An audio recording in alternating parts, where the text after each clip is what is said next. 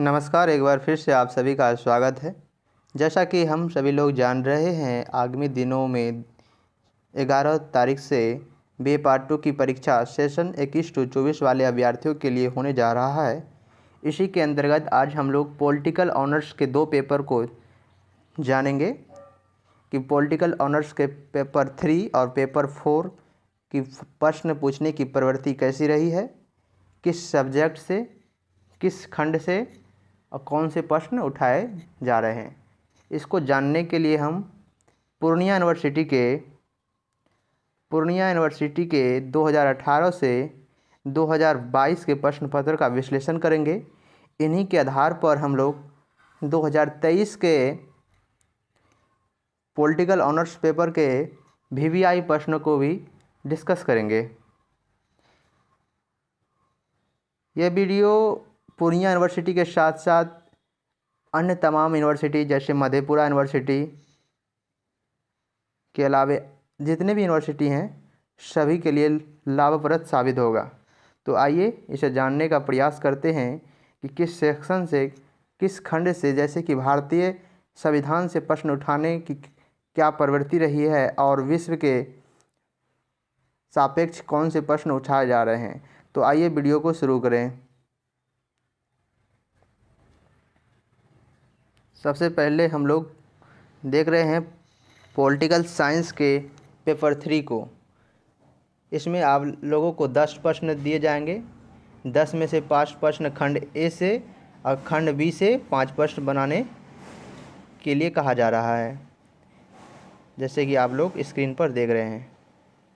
ये 4 है, ये फिर 3 है। ये दोनों पेपर अलग अलग दिन होगा। 3 का पेपर के दिन आपको 10 प्रश्न में 5 बनाना है, जो कि 20 पंचे 100, 5 एक क्वेश्चन 20 मार्क्स का होगा। और वही पॉलिटिकल 4 में आपको 5 में से 10 में से भाई क्या कहता है 5 क्वेश्चन बनाना होगा। तो आइए क्वेश्चन को देखें। ये भारतीय संविधान की प्रमुख विशेषता की मांग कर रहा है। भारतीय संविधान की धारा 32, जिसे अंबेडकर साहब ने प्राण की आत्मा कहा, इसके बारे में संविधान के उपचार, ये आपको मौलिक अधिकार के अंतर्गत मिल जाएगा। राज्यसभा की संरचना एवं शक्तियों का वर्णन, मुख्यमंत्री के कार्य एवं शक्तियों का वर्णन, लोकसभा के सभापति शक्तियों का स्थिति का विश्लेषण, उच्चतम न्यायालय की न्यायिक पुनर्विवेचन, मतलब कि भारत सरकार द्वारा कानून के को एक बार पुनः भेजने की शक्ति प्रदान कर, शक्ति को उच्च न्यायालय के पास होता है और उसे वो पुनः विचार हेतु संसद में भेज सकता है। इसके बारे में व्याख्या मांग रहा है। इसके अलावा देखें तो भारतीय संविधान के संशोधन होने की क्या क्या प्रक्रिया है। फिर भारतीय संविधान की भाषा पर टिप्पणी करना है। एक प्रभावशाली क्या वर्णन करना है, भारतीय राष्ट्रीय भाषा का क्या प्रभाव पड़ा है। पंथ निरपेक्ष, जो कि आप लोग 12 क्लास से ही पढ़ते आ रहे होंगे। उसके बाद बिहार में पटना नगर निगम की गठन एवं शक्तियों का विवेचना करें।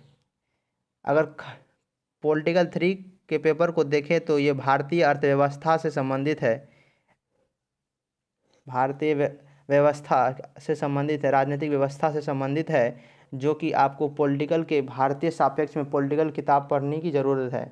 अगर आप लक्ष्मीकांत पढ़ रहे हैं तो आपका इससे कंप्लीट हो जाएगा। चलिए आगे चलते हैं। और पॉलिटिकल पेपर 4 की बात करें तो इसके अंतर्गत आप लोगों को विश्व के मानचित्र पर हो रहे जितने भी संगठन हैं, उनके जितने भी कार्यरत संगठन हैं, उससे प्रश्न आ रहे हैं। जैसे कि आप देख रहे हैं, सिर्फ शीत युद्ध को छोड़ दिया जाए तो बाकी आपको वही मिलेगा। अंतर्राष्ट्रीय रिलेशनशिप क्या है, भारत और पाकिस्तान का। फिर ये भारत और नेपाल से भी पूछा जाता है। ये सब क्वेश्चन है जिसको आप बढ़िया से देख सकते हैं। अगर हम सभी क्वेश्चन को पढ़ना शुरू करें तो आप इस समय की बर्बादी और हमारी कीमती समय की बर्बादी हो गई। इसलिए आप लोग इसे वीडियो को रोक करके देख सकते हैं। हम महत्वपूर्ण प्रश्नों को सिर्फ आप लोगों के समक्ष प्रदर्शित करते जाएंगे। जैसे कि भारत की विदेश नीति, इस पर ध्यान देना है। भारत पाकिस्तान संबंध, इस पर ध्यान देना है। ये यूएनओ की 7 संस्था में सुरक्षा परिषद पर ध्यान देना है। चलिए आगे बढ़ते हैं। लास्ट में हम वीवीआई प्रश्न भी आप लोगों के लिए लाए हैं, तो लास्ट तक बने रहें। ये 18 के प्रश्न पत्र आप लोगों के समक्ष इसके अलावे आप देख सकते हैं 2019 के प्रश्न पत्र, पेपर 3 के प्रश्न पत्र, ये पेपर 3 के प्रश्न पत्र, भारतीय संविधान के नागरिक प्रदत्त स्वतंत्रता के अधिकार, नीति निर्देशक तत्व, भारतीय संविधान की प्रमुख विशेषता, इस प्रकार। अर्थात हम कह सकते हैं कि पॉलिटिकल ऑनर्स का पेपर 3 इंडियन राज्य व्यवस्था से जुड़ा हुआ है, तो इसे कंप्लीट कर लें। मेन टॉपिक हम बताए हैं। चलिए आगे देखते हैं। ये पॉलिटिकल 4 सेक्शन से है। फिर वर्ल्ड पॉलिटिकल से आप देख सकते हैं अमेरिका की विदेश नीति, अंतर्राष्ट्रीय राजनीतिक से आप क्या समझते हैं, ये सब वीवीआई प्रश्न को देख सकते हैं। भारत नेपाल संबंध, भारत बांग्लादेश संबंध, ये अंतर्राष्ट्रीय राजनीतिक से आप क्या समझते हैं, इसके स्वरूप के क्षेत्रों का विवेचना करिए। वीवीआई प्रश्न है, लिख लीजिएगा, इसको बना लीजिएगा अवश्य ही। आगे बढ़ते हैं।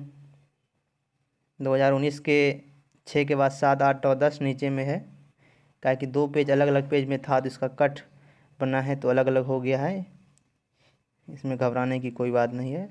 फिर आप 20 के प्रश्न पत्र को देखिए तो वही भारतीय संविधान का गठन कैसे हुआ, स्वतंत्रता के स्वरूप, स्वतंत्रता के बाद भारतीय संविधान बनाने की क्या परेशानियाँ थी, ये क्वेश्चन को भी बेहतरीन तरीके से पढ़ लिए। ये आने की संभावना प्रबल है। भारतीय संविधान की विशेषता, फिर देखिए ये क्वेश्चन बार बार रिपीट हो रहा है। प्रश्न संख्या 2 देखें तो ये बार बार रिपीट होने वाला प्रश्न रहा है। 5 देखें तो ये भी रिपीट होने वाला प्रश्न रहा है। भारत की प्रधानमंत्री की शक्ति जो है वही मुखिया, मतलब राष्ट्रपति तो नाम मात्र का रहता है, प्रधानमंत्री वास्तविक शक्ति का हकदार होता है, तो इसे ध्यान से देखें। अब फिर राष्ट्रपति को भी देख लें। नीति निर्देशक तत्व क्या होता है, सिंपल भाषा में कहें तो राज्य के नीति निर्देशक तत्व राज्य के सरकारों को एक प्रस्तुतिकरण, मतलब किस प्रकार राज्य को चलाना है उस पर केंद्रित है। दिशा निर्देश देने की काम करता है नीति निर्देशक तत्व, और इसे हम लोग लागू करने के लिए सरकार के ऊपर क्या कहता है, दबाव नहीं डाल सकते हैं, क्योंकि ये न्यायालय में परिवर्तनीय नहीं है। चलिए आगे बढ़ते हैं। ये 20 के प्रश्न पत्र देख रहे हैं। फिर ये देखिए 2022 के कुछ प्रश्न, पॉलिटिकल 4। फिर देखिए अंतर्राष्ट्रीय व्यापार को अंतर्राष्ट्रीय राजनीति को परिभाषित कीजिए। यह प्रश्न 1 नंबर बहुत वीवीआई है, इसे बनाई। भारत की विदेश नीति, बार बार आप लोगों के समक्ष हम कह रहे हैं, भारत की विदेश नीति।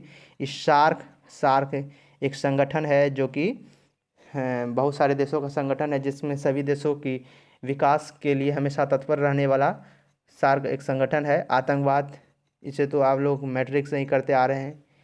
सुरक्षा परिषद, इस सब को बढ़िया से देख सकते हैं। सुरक्षा परिषद क्या है, यूएनओ की एक संस्था है। आगे बढ़ते हैं। आप सब ये क्वेश्चन गूगल से आराम से बना सकते हैं।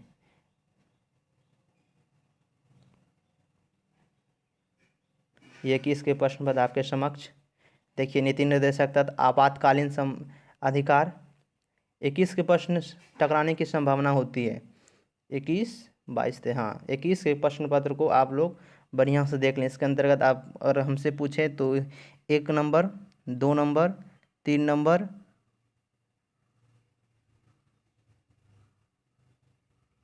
उच्च न्यायालय भी 2 बार पूछा गया प्रश्न है। 1, 2, 3 तो कर ही लें। उसके बाद न्यायिक पुनरावलोकन क्या होता है, मौलिक अधिकार क्या होता है, पटना वाला भी रिपीट हो चुका है 2 बार। संघ लोक सेवा आयोग मतलब यूपीएससी के बारे में पूछ रहा है, आर्टिकल 348 से संबंधित, इसके बारे में ये फर्स्ट बार आने वाला प्रश्न है। ये तीनों इधर से करें, ऊपर से 1, 2, 3 ये तीनों करना अनिवार्य है आप लोगों के लिए। फिर वर्ल्ड लेवल पर शीत युद्ध, बार बार पूछे जाने वाला। भारत की विदेश नीति, 3 बार पूछे जाने वाला प्रश्न। गुट निरपेक्ष क्या है, इसे बढ़िया से जाने। संयुक्त राष्ट्र सुरक्षा परिषद, देखिए ये 3 बार आ चुका है 2018 से 2021 के बीच। इसके अलावा हमने 2022 के प्रश्न पत्र को नहीं दे पाया क्योंकि मेरे पास नहीं था, तो आप लोग रेखा के प्रश्न, ये गैस पेपर लिए होंगे तो उसके अंतर्गत आपको मिल जाएगा। उसके अंदर से देख लीजिएगा कि 2022 में कौन कौन प्रश्न पूछे जा चुके हैं, तो उसी हिसाब से उस प्रश्न को नहीं करना है। बाकी जितना प्रश्न हम बताए हैं भैया इसको कर लें। इसके अलावा हम कुछ लिख के लाए हैं। उसको देखने का प्रयास करें। जैसे कि भारतीय संविधान की विशेषता, भारत के मूल अधिकार के 6 प्रकार को वर्णन करें। 6 प्रकार का होता है। आर्टिकल समेत याद करना। भारत के राष्ट्रपति, प्रधानमंत्री, मुख्यमंत्री, राज्यपाल की शक्तियाँ एवं कार्यों का वर्णन करें। इसके अलावा देखें तो भारत नेपाल संबंध, भारत पाकिस्तान संबंध चर्चा का विषय रहता है क्योंकि पड़ोसी है। भारत बांग्लादेश संबंध, इसे भी कर सकते हैं, लेकिन भारत नेपाल संबंध अनिवार्य है। इसके अलावा कुछ प्रश्न हम ऊपर भी बता चुके हैं। उसके बाद सार्क, पंथ निरपेक्ष, गुट निरपेक्षता, भारत पाकिस्तान संबंध, यूएनओ की 6 प्रमुख शाखाओं में सुरक्षा परिषद 3 बार पूछा जाने वाला प्रश्न रहा है। आतंकवाद मुद्दा, आपातकालीन अनुबंध क्या है। आर्टिकल 32 संवैधानिक उपचार, संविधान संशोधन की क्या प्रक्रिया है। भारतीय संविधान के निर्माण एवं क्या विशेषता है। मूल कर्तव्य, मूल अधिकार से अलग मूल कर्तव्य होता है, इसे अलग से संविधान 51 के संशोधन द्वारा जोड़ा गया, इसे भी देख लें। आगे बढ़ते हैं।